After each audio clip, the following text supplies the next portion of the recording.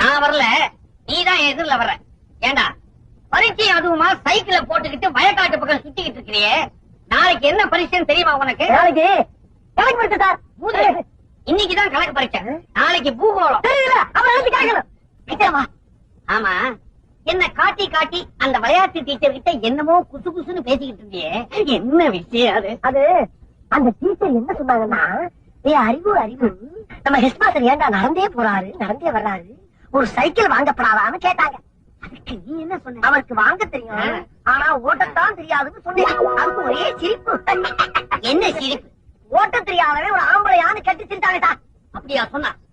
இன்னும் 3 வருஷத்துக்குள்ள நான் சைக்கிள் ஓட்ட கத்துக்கிட்டு அவ முன்னால ஜபர்தஸ்தா ஓட்டி காட்டுறேன். இருந்தாலும் 3 வருஷங்கள் அதிகம் சார்.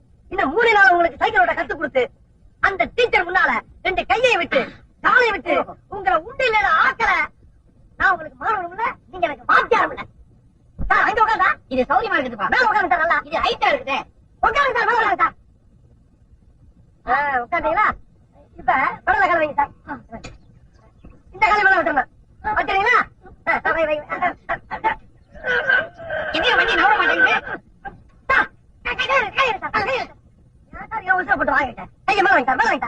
என்ன கேட்காம கீழே இருக்க கம்பியை தொடவே கூடாது.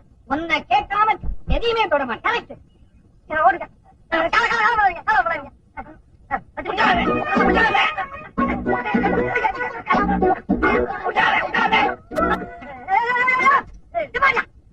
வீட்டுக்கு சைக்கிள் கொடுக்க போறேன், சுத்தம் பண்ண போறாங்க. உனக்கு கொஞ்சம் கூட அறிவு இல்லையா? வண்டியை திரும்பி விடு. திரும்ப வண்டியா? ஏப்பா செய்யற? ஏன் செய்யற? நல்லா வரும் போல. ஏன்டா செய்யற? ஏன் செய்யற? அறிவில்லாத உனக்கு 3 நேரம் கொட்டை இல்ல. சொல்றத கவனமா கேள்றா. இது ஆரம்பத்துல வாயா போயாங்க, அப்புறம் வாப்பா போப்பான்னு, இப்ப வாடா போடாங்கிற. அடுத்தது அடுத்தது ஒண்ணு இல்ல சார். சார், பாட விஷயத்துல கண்டிக்கிறதெல்லாம் ஜகதம். இதெல்லாம் நீங்க பெருசா என்னவே படாது. இப்ப நான் பெருசா எடுத்துக்கல. ஆமா, இதெல்லாம் சைக்கிளோட இருக்கட்டும். வகுப்பறையில ஏதாவது வச்சுக்கிட்ட பகுந்துருவேன்.